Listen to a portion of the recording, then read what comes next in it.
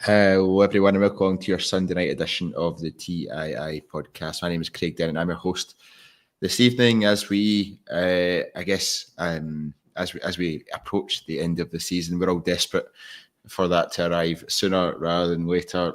After today's 4-0 win at Ibrox against Aberdeen, we now only have 2 games to go. This time next week we'll be home and hosed. The season will be done and we will be well on our way to hopefully a brighter future for Rangers. Plenty to talk about tonight, and to do so, I'm joined by JB and Kyran. JB, first of all, how are you doing? Yeah, very well. As you say, it's like Christmas, isn't it? 2 more sleeps and we're done. But can't complain too much after a 4-0 win. But I'm sure we'll find a way. Yeah, I'm sure we can talk about that first half, and that was almost sent me to sleep that first half. I was joined by Kyran as well. How are you doing, Kyran? I'm fine. I'm good, thanks. Bit of a snowfest, like you said, the first half, but it's always lovely to beat Aberdeen, who kind of kid on we're their rivals, and a 4-0 win against them when they're chasing third place is probably the only positive we can take from the whole situation. Absolutely. I think in terms of that rivalry, it's a very one-sided rivalry, as you could tell by the number of empty seats there was at Ibrox today. Very few Rangers fans care about Aberdeen, if any at all. JB, what did you make of the game today? It was obviously that the 3 months, I think, without winning at Ibrox. Managed to get that monkey off the back. Today, Barry Ferguson managed to avoid the title of being the only Rangers manager never to win a game at Ibrox. All in all, it meant very little though today. What did you make of it? Yeah, I think probably similar to yourselves. Now, we were talking offline in terms of when the 11 come out. As much as we've been deflated for quite large chunks of the season, I can't recall ever feeling as low as I did when I seen that start 11 come out, because as the morning went on this morning, I was looking forward to the game as you do whenever Rangers are playing. But then when that 11 come out, I was like, and to be honest, the first 30 minutes kind of replicated that as well. You've got to find a balance in terms of just throwing in 11 different players and going, right, go and gel, go and play together. And then, as you touched on there, Ferguson's record, then we needed to find the balance. But going back to the well with the same players that have got you into this position just seemed a bit strange to me. And I think just a little bit more energy in the team, a few more legs, a little bit more creativity, players who know how to score goals, I think is something that we've missed throughout the season, or the last few years, if I'm being perfectly honest. You've got guys on the bench who can score goals, and to only play with Dessers, who we kind of know and we'll probably get into. You want to be seeing your Cortezes, your Danilos, your Rices, your Encialas. You want to see them at this stage of the season just to kind of see, are these guys going to be good enough for next season? Because if they are, then great. But if they're not, we need to know now, because we can't learn on the job, as we've seen we've done over the last few years. So yeah, I say fast forward to the 90th minute, we're happy. Do you know what I mean? They've gone up the road with a tail between the legs, so to speak. So they'd have fancied themselves today coming there, even though they've made a few changes. Given what we've gone through over the last few months, they'd have come there and look to try and stick one on us. But no, as you say, it's always good to turn them over. And I'm sure Kyle was probably the happiest person in the world, wasn't he? Because he's not a massive fan of them. So no, we're all good. Yeah, well, he'd be the happiest man in Croatia. So he is, yeah. So absolutely. CGM 55 putting the pressure on Kyran before he's even spoken here. Not sure about wearing that hat backwards, makes you look like a lost member of East 17. Kyran's now under pressure now. Does he keep the hat backwards, or does it turn round at some point in the podcast? Come on, man! I've got a 1-year-old and I'm trying to look cool as a dad. Like, just let me be, yeah. Kyran, what did you make? Obviously, a lot of people, when they saw the start lineup, were like, really again? I think for a certain length of time under Barry Ferguson, you were like, right, he's using this as an audition, as an interview for getting the position full time. He's not going to risk that by just playing younger players for the sake of it. He's not going to risk that for giving people a chance, or giving us the chance to work out if people are going to work or not, or certain players are going to work or not as we go into the new season. But I think we're well past the stage now where Barry Ferguson had, or there was any thoughts or any chat about him potentially even having a shot at the manager's role? He's still playing the same team, and we're not seeing all the players that JB listed there getting their chance from the start in these games. Was that disappointing from your perspective, and does it feel like a bit of a waste in terms of we're obviously so far out of the picture that you do need to use these games to maximise, right, who's still going to be here next season, who's still got a chance, who's not going to cut it? And I don't really feel like we're getting to see that. And to be honest, I feel like this team's got worse under Barry Ferguson, not better. Yeah, I was never expecting this to improve, to be honest. I think it epitomises everything that's going on at the club at the moment. The last time I was on the pod, we were talking potentially about a new contract for Bailey Rice, and I had stated that any youth that signs a new contract at Rangers must be off their head, because days like today, it's a dead rubber. It's the ideal opportunity to give these youngsters 60 minutes, 70 minutes, even the 90 minutes if they're good enough, like Bailey Rice. But we get Bailey Rice for what, 30 minutes, 20 minutes? That's not good enough. But again, it epitomises everything that the club's got no direction at the moment. They'll say a lot of the buzzwords of developing young talent and how we can maximise the potential of our youth system, and there's no evidence to prove that we've remotely started that or we're moving in that direction. So yeah, for me it was very annoying, the selection, and not just that, the substitutions. Tom Lawrence, what's the point? What is the point? It's absolutely baffling. As much as I'm a fan of Tom Lawrence, like the next guy when he's been fit, like, what is the point? For Ferguson, I'd like to know what's happened behind the scenes in terms of if he's been told if he's got a future at Rangers in a coaching capacity, or I think we all know that he's not going to get the manager's job. I don't know if he believes that because of the person that he is, but yes, the selection was baffling. The Cortez stuff as well, the comments about like alluding to that he doesn't work hard enough in training, whereas last week he was saying that he's just back from a major injury. Like, what's it to be like? Yeah, I think I was going to comment to that actually. So before we do, I was just bringing Tommy's Cardigan. His comment here says, surely someone at board level should be saying to Ferguson on some of the selections. I don't think there is anyone at board level that would do that. I think if you had a Kevin Thelwell who'd been in the door a bit longer, he would maybe be putting a wee bit of pressure on that side of things. But even when we spoke about it, I can't remember if it was last week or a couple of weeks ago. All the days are merging into one at the moment. But we spoke about the interview he did and how he viewed that sort of director of football or sporting director role.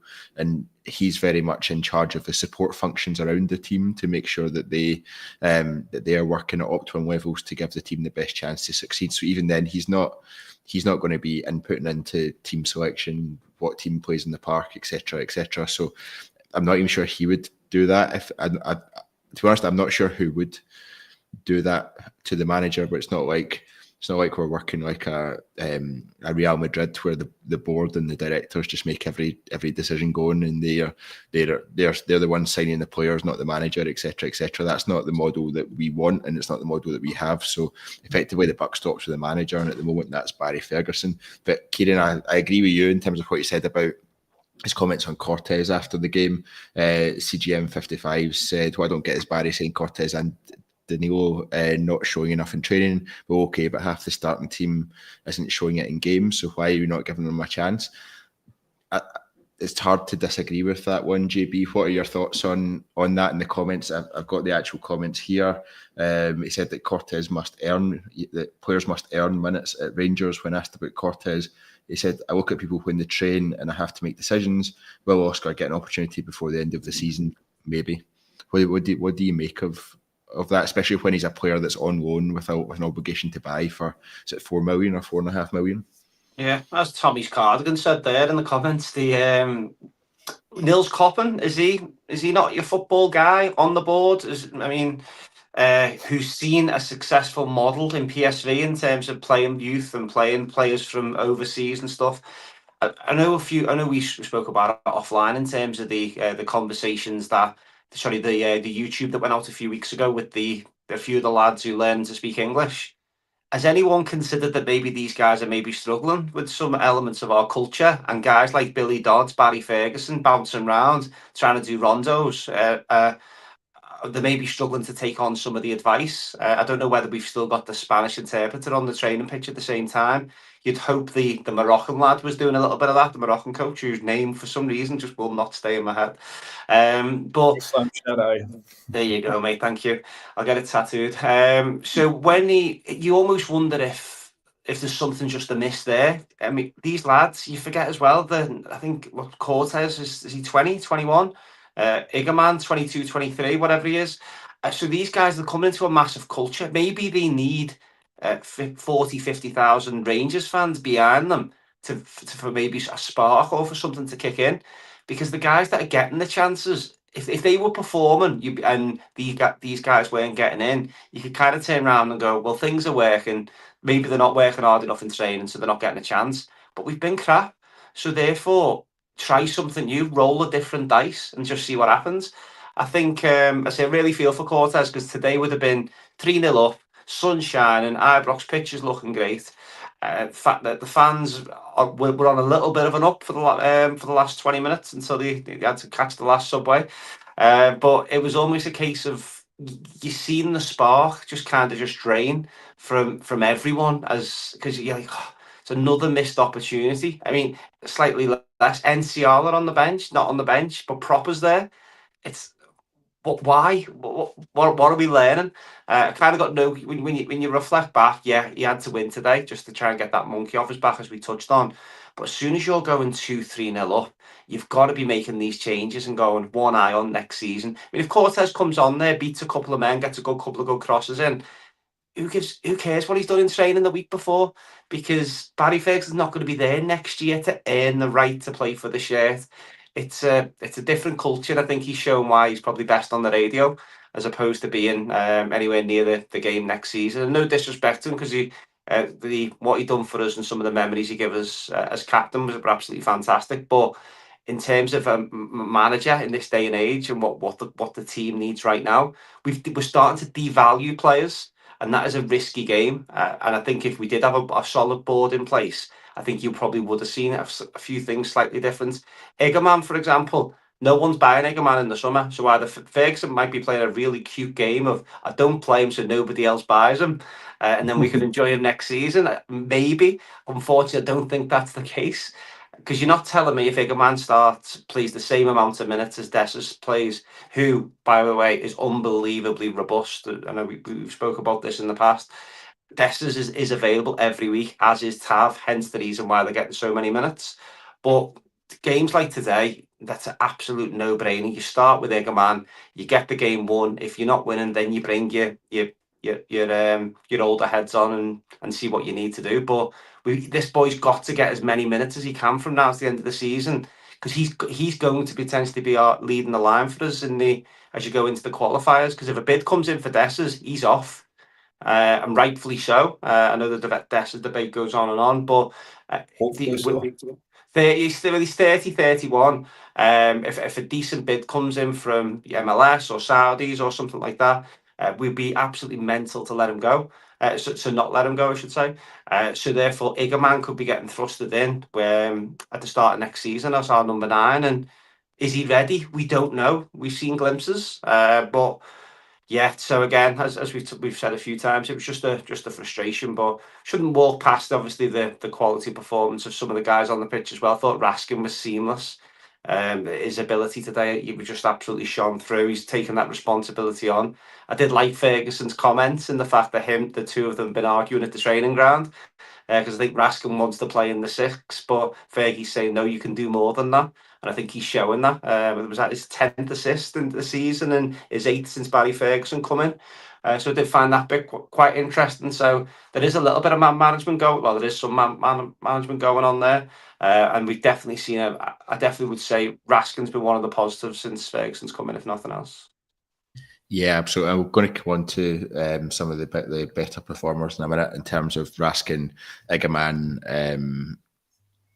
and the third one has just dropped out of my head. Czerny, sorry, was the third one I was going to mention in there, because I thought all three of those played well today. But just to round off that discussion about Barry Ferguson, Paul McGonigal says Barry's wanting to get the Ibrox monkey off his back.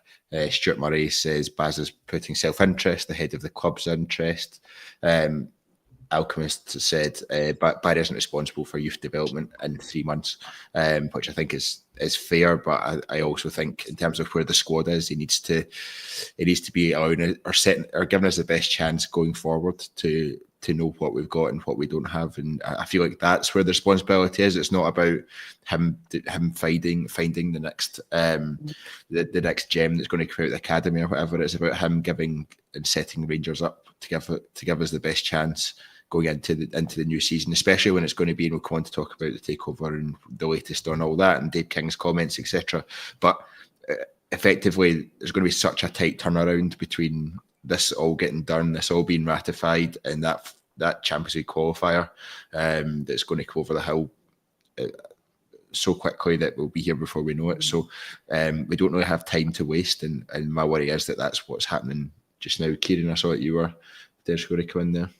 Yeah, just on that comment about it not being his responsibility for youth development in 3 months, I think it's a very fair comment. But at the same time, like, let's not forget Barry got his opportunity at the age of 18 at Rangers, and look what he went on to do. You'd think this would be a sort of parting gift to the guys like Bailey Rice and Finlay Curtis, etc., that he could get them in and get them some minutes, and hopefully they could start to establish their Rangers career. But it's not happened in that short space of time. To be perfectly honest, I'm not fully on board with bashing Ferguson completely. Right? He was basically given a dead horse and asked to do something with it, and it's turned out exactly how we all expected. So, yeah, I think he's looking forward to the end of the season just as much as us. Yeah, I think so. And as I said, 1 week to go, and then that'll be us there. Keen to come on to those players now that I thought did play well today. I thought we spoke earlier on about the first half and just felt that it was a non-event pretty much. I was sitting there so bored. I think the first shot on target we had was the 40th minute when Cherney had it straight at the keeper from 30 yards or whatever it was. So there wasn't really much to shout home about that one. Cyril Desser's doing his usual standing offside and then being surprised when the flag goes up trick. And then when that goal was disallowed and then Aberdeen scored, I thought, here we go. That's just typical for our season, but miles offside as well. So second half, though, I think Aberdeen changed their shape, Kyran, which I thought actually played right into our hands and opened up the space. They were initially in the first half, they were clogging up the central areas, and we kept trying to play centrally. We weren't going wide really at all in that first half. But Aberdeen's change of tactics, the fact that they brought on the two strikers, I think they went two up front at that point, and that just played right into our hands, and you saw that immediately from the start of second half, pretty much in terms of the change of performance. But I thought Nico Raskin was level above pretty much everyone else on that park again today. He's really come into his own this season, and hopefully, I would like to see him still at Rangers, but I do feel that this summer will be, if the right level of bid comes in, he will be the player that is sold, or the player that's sacrificed to get up and running financially and that way through the player trading model. But I thought he was levels above again today. I think Hamza Igaman, he's been in and out of stuff pretty much since he ended that long scoring run that he had. He's kind of been in and out of games. Obviously, he got the last minute winner at Parkhead, which will give him some confidence. But then he's not really played much since then either. Kyran, I think he's just one of these players that you almost have him on the pitch because he could do anything at any point, and we saw that with his goal today. His goal today was an absolute screamer. Yeah, I think in terms of Igaman, I think it's going to be very important for his development, who the next manager is, to see if we can sort of hone in on the talent that he's got and sort of push him in the right direction to what striker he can be. Because let's be honest, he's still very, very raw. As much as he's done some unbelievable things this season, he has had some poor games, but you're going to get that with youth players with inconsistency. They're not just going to come into sort of a level. Take Igman right away as an example there. The level of Scottish football is a lot higher than what he was playing before he came here. So we can't just expect him to come in and be the best player on the pitch every game for the rest of the season. He was going to have the ups and downs, but next season's where we should be focusing in terms of him being our main player. On Raskin as well, and I'll pull Shefty into this. I thought it was one of Shefty's better games today as well. I thought he got forward well. I thought he defended better.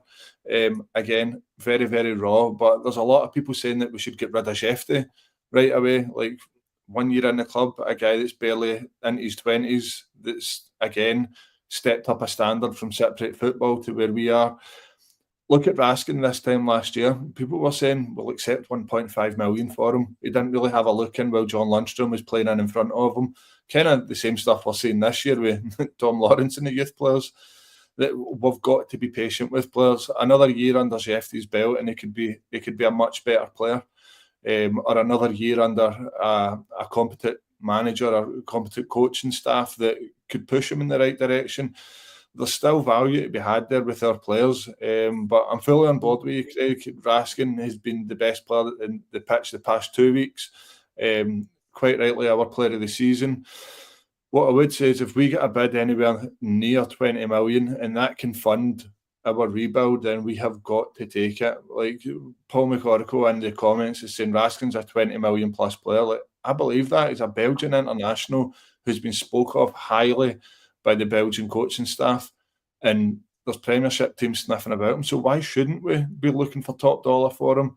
My only concern is if we were to get 20 million to try and rebuild a squad, we've shown no signs of spending money well. You look at Barami today, he's been a waste of 4 million. Cortez is going to be 4.5 million, is it 3.5 million? Doesn't look like it doesn't look like that value yet. Again, need to be patient with youth players. Danilo 6 million. We've not spent money well in a long, long time. So that's my only concern if we were to sell Raskin, that would we spend that money wisely? I'm just not confident in that. Yeah, I think it's going to be interesting, especially with the new setup, I guess, that's going to be, I guess Niels Coppen is still there and is carrying on for the moment in the role that's there, and Kevin Thelwell is obviously helping with the other side of things. I imagine will have an input into recruitment and that side of things as well, where he has experience in the past. So it'll be really interesting to see how that changes. We've seen some rumours of players, or the first kind of rumours of players that Rangers may be interested in, or the kind of profile of player that Rangers might be interested in. We'll want to talk about them later on, but they do seem a level up in terms of the fee, but also they very much seem in the Diomande kind of school of thought, where they're 21 to 23 kind of age range, really highly rated, and they've already proven a wee bit what they can do, and almost like come to Rangers and you can really show it and then move on for a big profit. So it'll be really interesting to see how that works out. If it was the previous or the current recruitment team that were doing it again this summer, you'd have no faith. I don't think that they'll be able to deliver on a rebuild this big. I think the hope comes from the new owners, and their, I guess, proven track record that they've had at Leeds as well, gives you a bit of hope, and the insight that they can bring from the players that they'll have looked at for Leeds, for example, who may not be a fit at Leeds but may well work for us. So it'll be really interesting this summer. I think there'll be 1,000,001 player rumours that come that come out, and I wouldn't be surprised if it turns into how it's been previous seasons, in terms of like first you hear of it is about an hour or 2 hours before it announces. So be really interesting on that side of things. JB, just Czerny was the other player that kind of stood out for me today, and actually when he went to play through the middle, I thought that was really, we've not really seen him there that often, but because of the way and the change of setup Aberdeen had, it gave us that space and that opportunity to Raskin's assist, for example, that lovely ball through the middle, and he can just run onto with his pace. Czerny's obviously been our best winger that we've had for however long now. His goals and assists have been vital this season in terms of even getting to the place that we are, never mind any further. But is he one that you would be really pushing to keep for next season. He seems a really important part of this team, but I know that we are also talking about ripping up this team. So it's then, well, how important is he going to be for the team in the future? Yeah, it's an interesting one. I mean, I think if he was available, he was within our budget. I think it's a little bit of a no-brainer, isn't it, in terms of it's what a good loan should look like. I think the only thing that was probably missing from this deal was a loan-to-buy option. But you can see why Wolfsburg didn't have a loan-to-buy option, because they probably know the guy's got a higher ceiling than playing in Scotland, with all due respect to the league. In terms of, and it was interesting, I don't know if you hear his comments on Sky Sports not long after the game. It was very interesting to see he'd had 2 ACLs, which is an amazing. He hasn't had the hat trick now that he's come to us, because we are a master of knee injuries, aren't we? So, yeah, I thought he spoke really well in the fact that he's enjoyed his time. He's got more minutes than he's ever played in his career. I think somebody said he's had 50 appearances this season. Yeah, today was the 50th appearance, which just shows you. I mean, how many loan players have we had that have been able to that have been able to do that? I mean, I think everyone was wetting the pants over Joe Aribo a few years ago. Was it 66 he played, or 69, something there or thereabouts?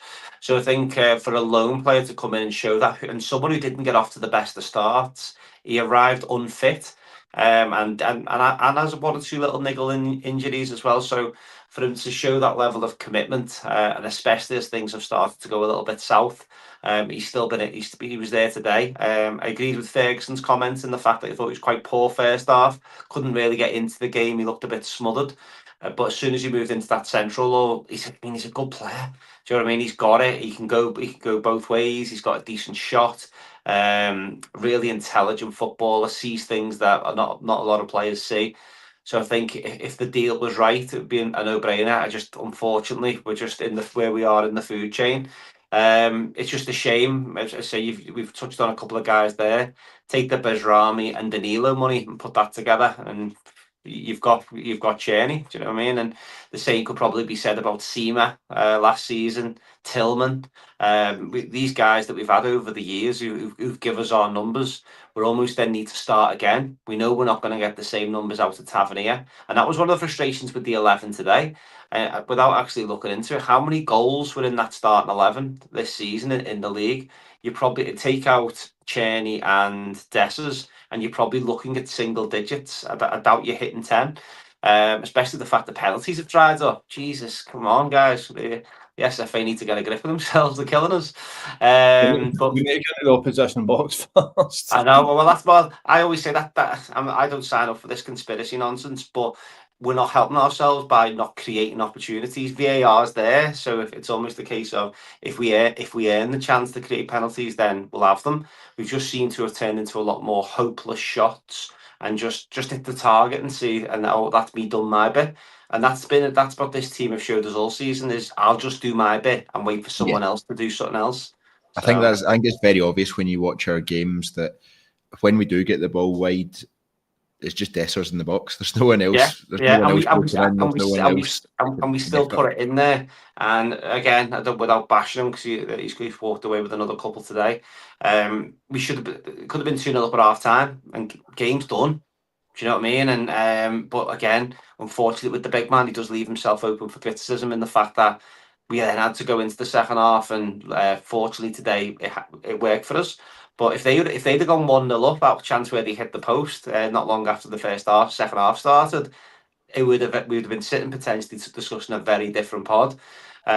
So yeah, but back to your Czerny point, I think, as I say, if the price was right, if 4 million, 5 million, the risk you've got with them, any money that we pay for them, we're not going to make it back.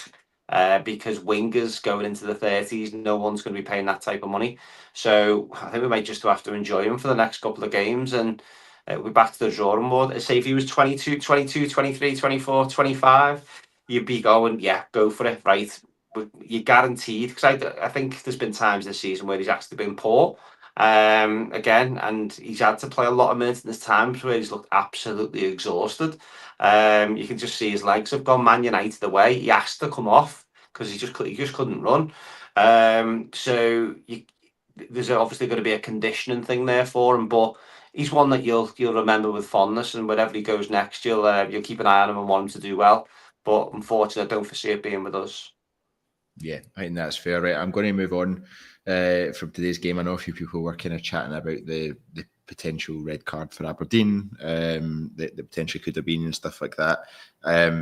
Because the game was a dead rubber, I'm not going to focus too much on that one. There's much more interesting stuff to talk about than that, and let's move on to some stuff that I think came out during the week with Dave King's interview with TalkSport, which I know everyone will have watched with great deal of interest. I actually saw I saw someone say, I can't tell if Dave King's the most important person to be involved in Rangers in my lifetime, or the worst person to be involved in Rangers in my lifetime, and he kind of treads that line fairly well to keep himself just involved enough to be to get the headlines when the good stuff happens. But I'll come to you first, Kyran. Sorry, I was going to go to JB, but I'll come to you first, Kyran. What were your just overall thoughts on what Dave King had to say?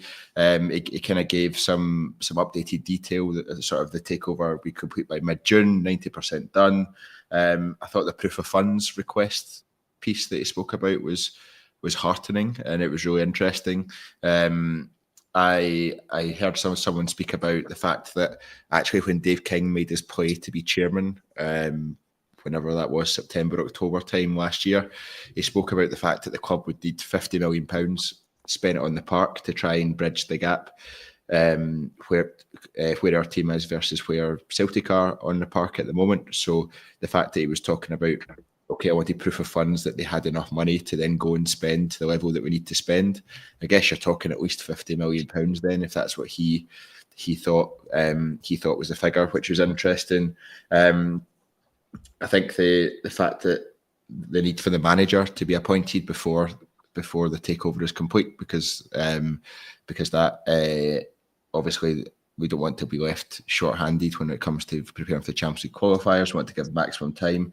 What did you think of the sort of interview, and what were the key things you took away from it? I think what you find with Dave King is that anytime he speaks, it's always interesting. He spoke about the last time I heard from him, and he spoke a lot about what was it, investor thirst or something like that, an investor drought, about how nobody wanted to invest in the current board, and I think he was basically trying to oust the Parks in that sense. And now he's kind of seems a wee bit happier about the way things are going. And didn't he say as well recently that his he's kind of took claim to bringing Andrew Kavanagh, etc., on board and bring them into the fold, and I think what he was saying is that's his parting gift. I'll be honest, I'm a Dave King fan. I like what he's done at Rangers, and I think he's got the best interests at heart, but he's been trying hard to get out for a while. I know he did offer to come back in as chairman, but I don't know if he was trying to ruffle a few feathers there or try and bring something to our attention that, let's be honest, we already knew that the club was just completely going in the wrong direction in terms of how this season started and the way the boardroom was running the club.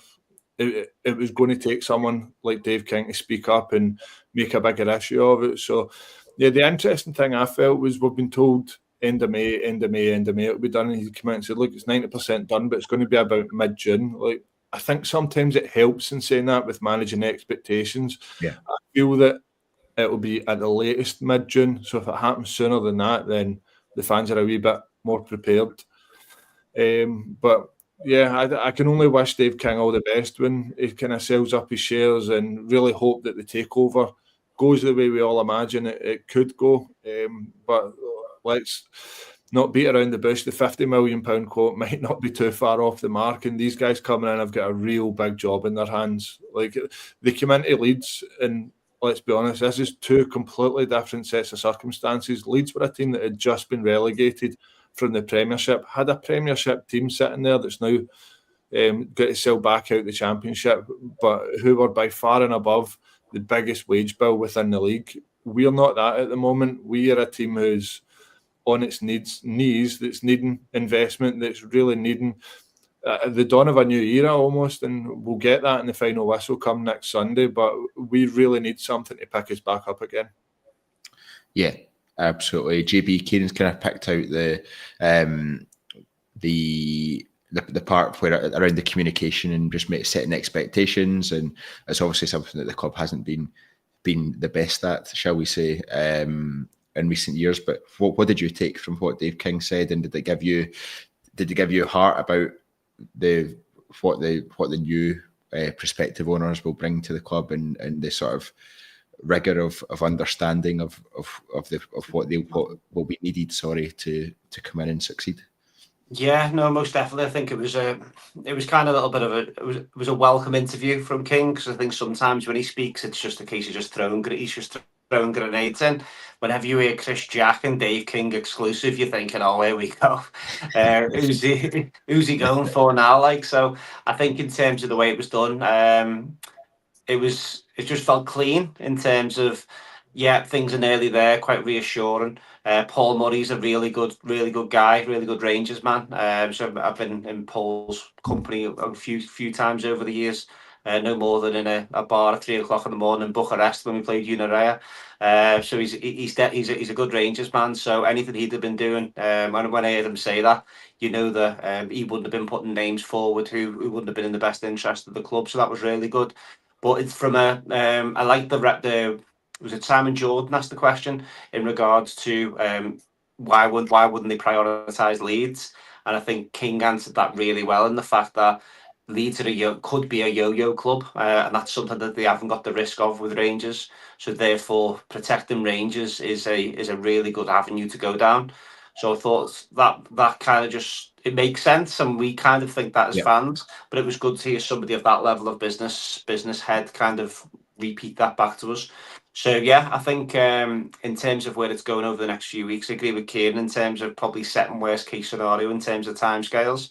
But I think in terms of getting the ball rolling now, it's going to be a case of, I'd like to see us probably doing business as quickly as possible, because as much as it's a big deal, us going on about the money that's going to be getting invested, it's buttons in the grand scheme of things, in terms of the players that we're going to be looking at. We're not going to be looking to spend 10-15 million pounds on a player. So we're still going to be probably in a very similar market to what we're in at the moment. The only thing we could probably sell at the moment that we haven't been able to sell over the last few years is we're going to be competing again, based on the fact that we've got funds and ability to do it. So if we're going to go out and sign players with potential, your Egermans, your Raskins, your Diamandis, who still to be convinced about, as much as that isn't the most popular opinion, I think he shows flashes. But as did Russell Latterby. Do you know what I mean? I just don't see the massive excitement just yet. But maybe that's just a bit of football ignorance from me, and the fact that you want somebody that can shows you what he's good at, as opposed to just showing glimpses. But I think in terms of where we're up to at the moment, it's getting close, and I think it's an exciting time, and thank God we've got it, because this would have been a long ass summer without it. So yeah, I think the new manager is obviously going to be so important in terms of our signing strategies as well. So in terms of what money the 49ers and team do put available, it's all going to have to tie in, but it's going to have to be done quickly. I said that a few weeks ago on a pod. My biggest concern is time's not standing still for no one. So is everything going to come a little bit late? We get a really tricky draw in the Champions League qualifiers. We get given a really hard start to the season. Like, I think you picture it now. We're going to be away to Pataggio or Tynecastle on the opening day. And we've got to be ready for that. It's a non-negotiable. So yeah, let's just hope everything goes through smoothly, and someone's sitting there with a master plan ready just to go ta-da, because it doesn't feel like that at the moment. And Ferguson's comments in his presser pre-match kind of did worry me a little bit, because it was almost a case of, I don't know. I'd rather somebody just come out and said, give us a bit of a status update in terms of, this is where we're up to with the manager. We've had good, strong conversations with people. Rest assured, we're going to be ready for the start of the season. Whereas it just almost felt as if, don't know what's happening. And if Ferguson's coming out and saying he doesn't know what's happening, I genuinely believe that, because there'd be nothing stopping Ferguson saying, I spoke to the board, they've got the man in place, he's going to get announced over the next couple of weeks. Then you go, right, let's move on. But I don't think he couldn't sit there and lie. I don't think it's in his DNA. So no, I think I take everything with a pinch of salt that any football manager says in terms of they're all media trained. They all know what they can and can't say. They won't just throw everything out there. And I probably, along with many other fans, will be expecting as soon as that final whistle goes at Easter Road next Sunday, that effectively within the next couple of days, I would be expecting a manager to be announced. Now, there's no insight that's led to that. There's no like groundwork that's been laid that I'm picking up on or anything like that that's led me to that. But just from a process perspective, from giving a manager the best possible chance to succeed,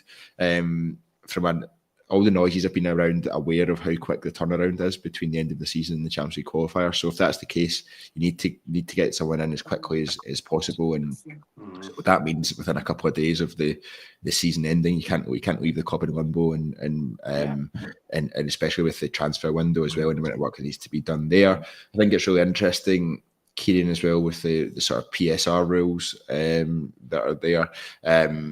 I was reading a bit into that. So apparently we are sitting around sort of 50% mark. You can spend up to 70% mark. So effectively, if we were to reach that 70% mark, so before player sales, we could spend 20 to 25 million pounds on transfer fees and still be comfortable in that within those rules. So I think that's probably the ballpark figure of where we'll spend this summer, but we spent that much before, and it's not done as good. So it's all about who you spend it on, not how much you spend. So it'll be really interesting to see how that goes. Just a quick word, a quick thank you to Tommy's Cardigan, who's become a new member of the TII YouTube channel. Greatly appreciated, Tommy, and your support. And if anyone does want to support us, that option is there to become a member of the TII YouTube channel. But even if that's not where you are, please do make sure you subscribe, because it helps us massively as well. Kyran, JB, I was about to call him Davide, but that's who I'm about to talk about. JB spoke about the new manager and how important that was. We just spoke about the timing of the new manager. A few names have come out of left field. Actually, I feel like there's about 20 different managers that have been linked with the Rangers job now, and no idea what way's up in terms of who is right. I do think, though, it's interesting. We do seem to be going more down the project side of things. We also had Danny Rowe earlier on in the week, who previously been assistant manager at Bayern, assistant manager for the Germany national team. Went in at 36 years old, went into Sheffield Wednesday, where the board are a bit of a basket case, and the fans seem to think he's done well. He said he's leaving at the end of this season, so he's been linked. Davide Ancelotti was today's one. I think when people hear the name Ancelotti, they instantly go to his dad. But it's he was, I don't know if anyone watched El Clasico earlier on today, but he was on the sideline, heavily involved for Real Madrid in that game as their assistant manager. What do you make of that link, and is that one that would interest you? Is that the argument I seem to be seeing more often than not is, we don't need a project manager. We need a manager that is proven and can come in and deliver and is experienced. But I feel like we've done that. I feel like we've had that before. I feel like that's what Philippe Clement was in a way, and we saw how that went. Where do you stand on? Firstly, what's your thoughts on Davide Ancelotti, and then what is your kind of standing on the project manager versus proven experience? Yeah, the Davide Ancelotti thing is very, very interesting. It's kind of come out of nowhere as well. He would really fit the name of project manager, considering that he's never managed a first team game himself. He's always been assistant and never stepped into a first team role himself. So it would be very, very interesting, and I would be very surprised actually if they took on him, given the time frame and given the Champions League qualifiers, and probably given the expectations of the fans, that the fans probably don't think we could go through another project. I think the expectations with the takeover is that the expectation of the fans is going to be for immediate success. Now, I know that you guys know that these things don't happen overnight. It takes time. for these things to come together. And in terms of how many players are going to come in and how many players are going to go out, again, it takes time. Our last project manager, you could say, you could kind of say it was Michael Beale in a way, because he had only, 15, 16 games under his belt at QPR before coming to us. Before him, Gerrard, which worked out. So for me, I don't think we're in a place where we can go and gamble on a project manager. I think it has to be someone that's done it elsewhere and has done well elsewhere. But I can see the two sides of the argument, because you could say that about Clement as well. Clement ticked all the boxes in terms of he'd won leagues elsewhere. He was a proven, very good manager. Didn't work out for him here. Let's be honest, he's worked under very tight restraints here, and he didn't help himself too much with his stubbornness tactically. But yeah, for me, I would much prefer us to go down the lines of experienced and been there and done that, but a name. I'd like to see a name. But when we're getting linked with guys with the second name of Ancelotti, can't help but get slightly excited about it. Yeah, I think that's fair. JB, earlier in the week, when I think it was just before Danny Rowe's name kind of came out the woodwork, the Daily Telegraph had an article and they basically listed every manager that's on the long list, as they described it. Basically, it felt like every out of work manager there was in the UK, but it was Gerrard was on there, Gary O'Neill was on there, Russell Martin was on there. Now, Chris Jack at the Rangers Review had an article earlier in the week where they said that the new manager won't have any previous links to Rangers. I think going by Chris Jack's record, I think you can take that as read. I think in terms of it being the truth.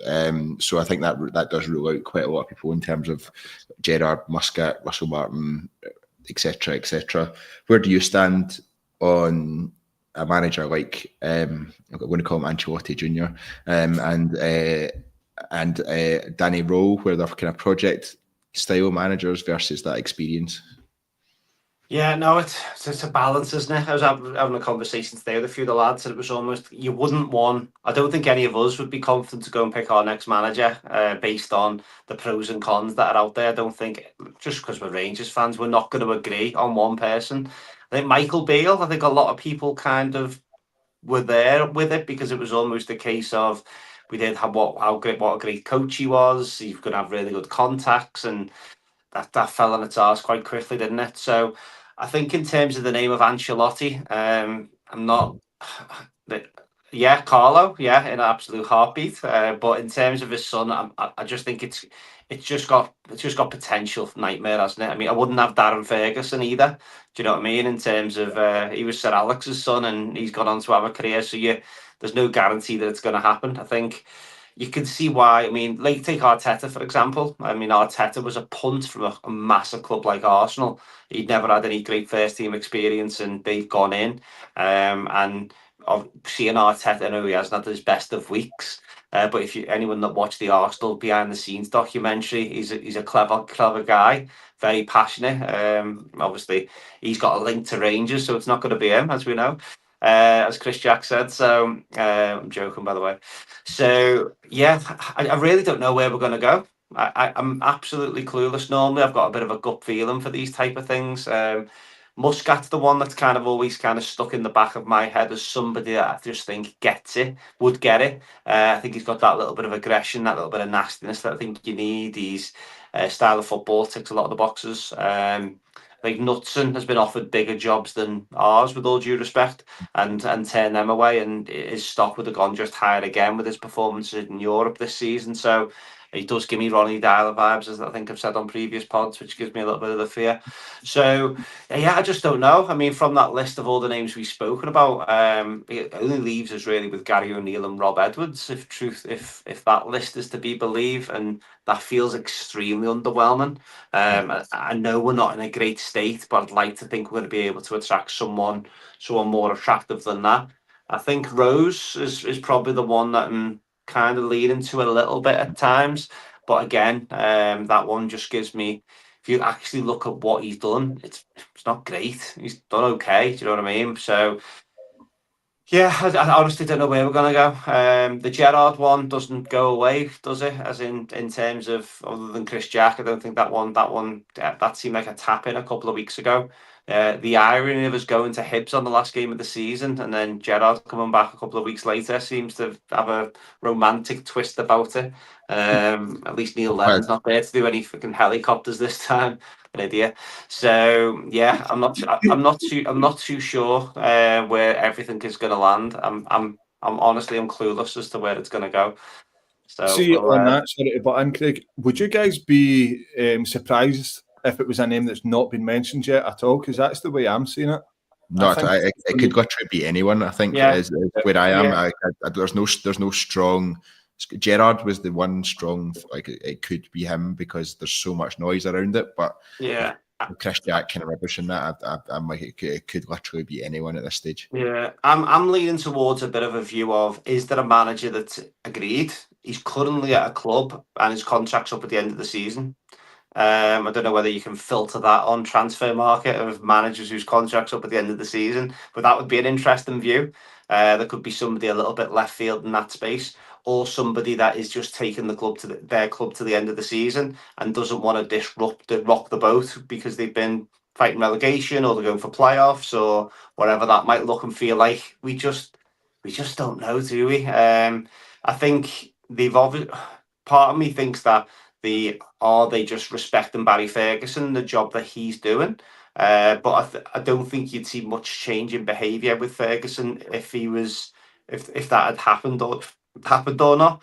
I'm just hoping one of you guys made the point. I hope we just wake up on Monday morning and bang, there we go, because it's gonna need that. And I think they're going to need to announce someone that the fans can run with as well. Because we can't go into the start of the season flat. We just cannot do that. So it's going to be a busy few weeks, but an exciting few weeks if nothing else.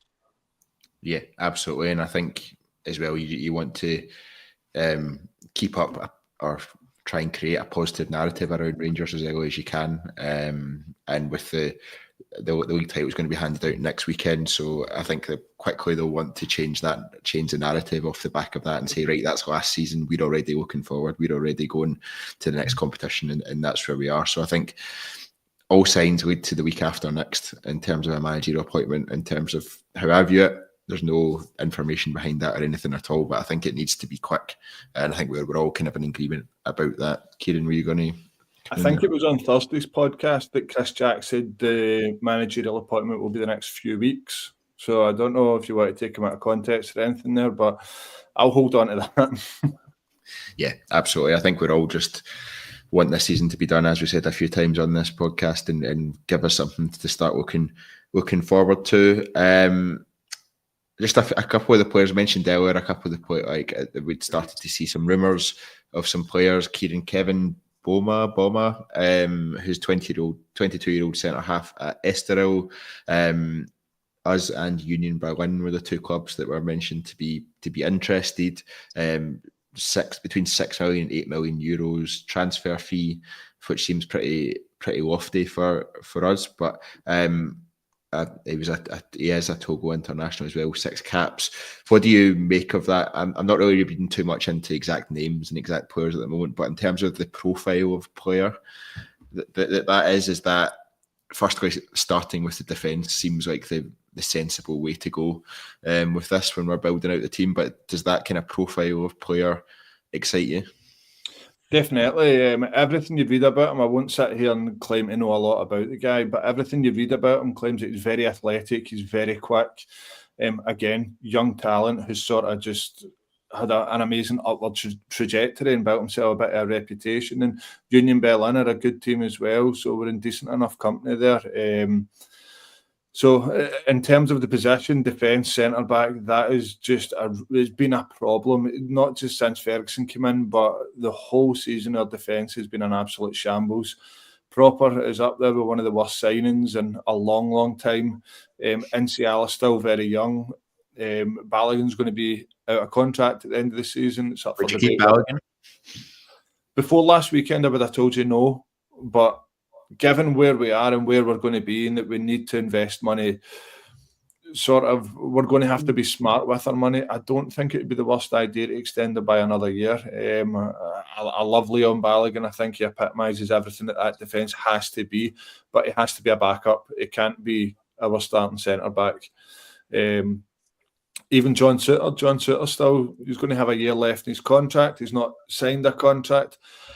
I'll be honest, and I've said it in our chat as well, I wouldn't let him hold us to King's ransom in terms of his contract. He's had so many mistakes in big games that, I don't know, he's maybe shot himself in the foot a wee bit. So in terms of spending 6 to 8 million, I don't know what the conversion would be on a centre-back. I would be delighted to see that, because it's certainly a position that's a cause for concern.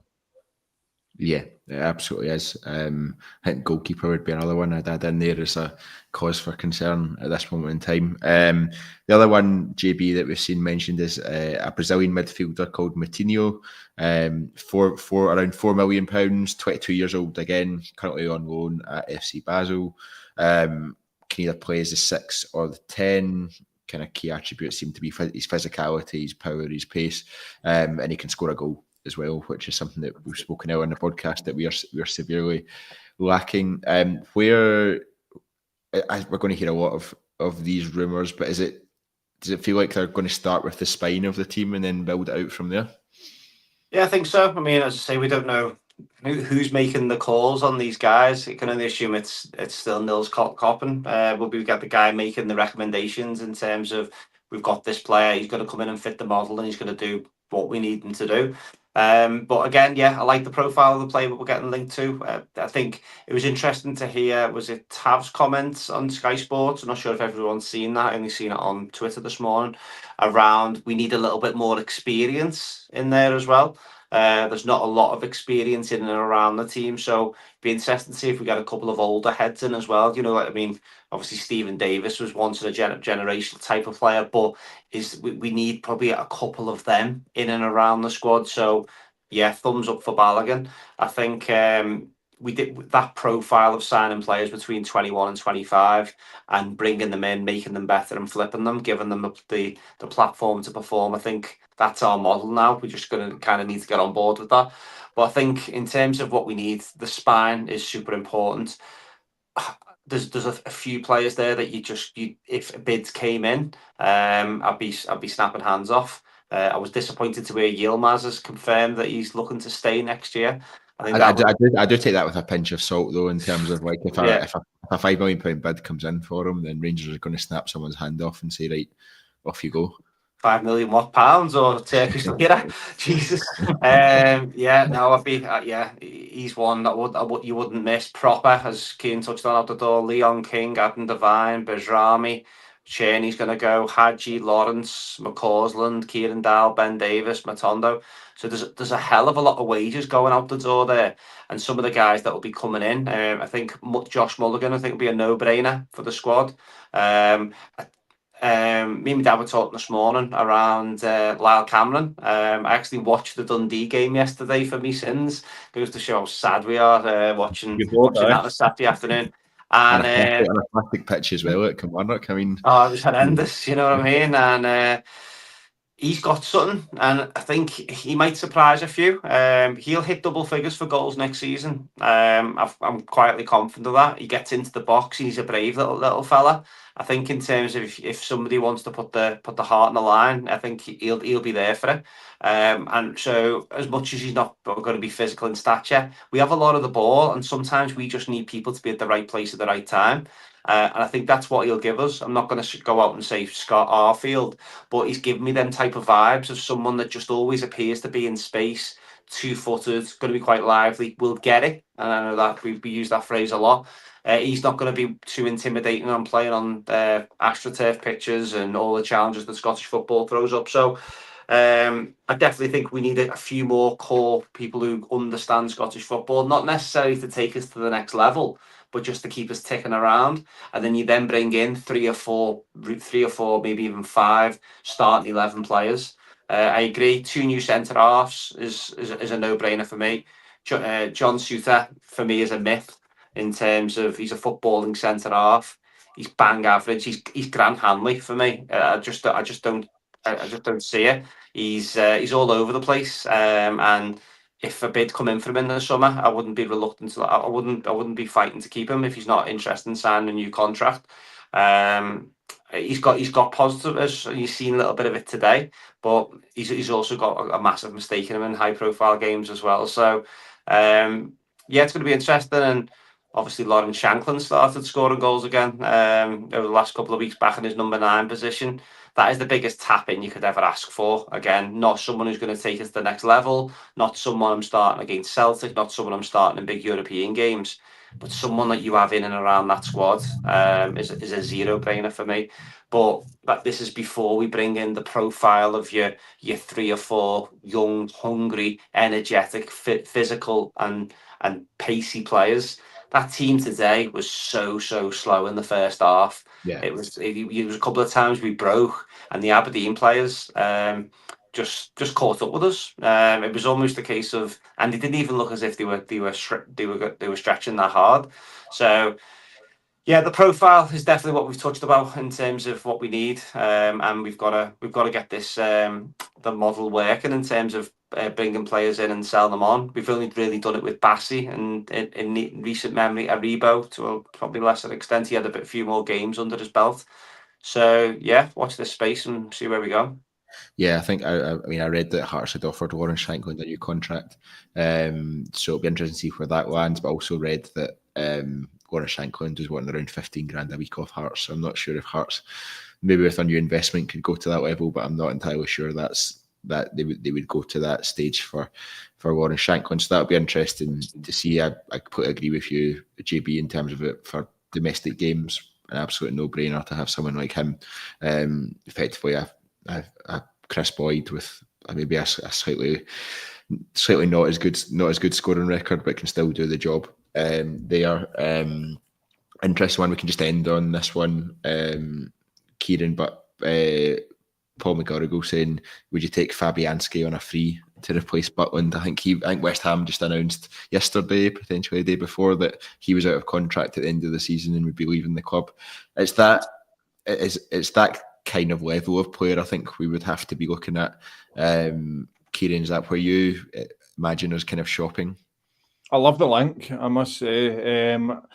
I fully expect that he's going to be on a monster wage at West Ham, and he's probably going to have his suitors as well, given his experience in the Premier League. So I think he would be a wee bit out of our budget.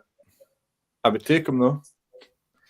Yeah, I think that's fair, but I think it's that kind of lower end of Premier League or backup goalkeeper in Premier League kind of level. I think we're probably looking at probably a similar market to where we found Jack Butland. To be fair, just hopefully someone that's a bit more reliable or can maintain the consistency rather than see the drop off that we've seen from Jack Butland. But there'll be plenty of news coming out over the next few weeks. Hopefully, plenty of positive news, exciting news to get us going for the new season. So make sure you do subscribe to TII YouTube channel. Make sure you subscribe on Spotify, Apple Music, wherever you listen to your audio podcasts, and make sure you'll get all of our content delivered straight to your inbox as soon as it goes live or as soon as it goes up. So make sure you do that. But thank you very much, everyone, for listening. Thank you very much to JB and Kyran for their input. That was a really enjoyable podcast. The guys will be back on, I think Kyran, it's yourself and Ross that will be back on Wednesday night from the Dundee United game. Yep. So the final home game of the season, hopefully it'll be another win, and hopefully maybe see some younger players in there as well from the starting lineup. But thank you very much, everyone, for watching. Until next time, goodbye.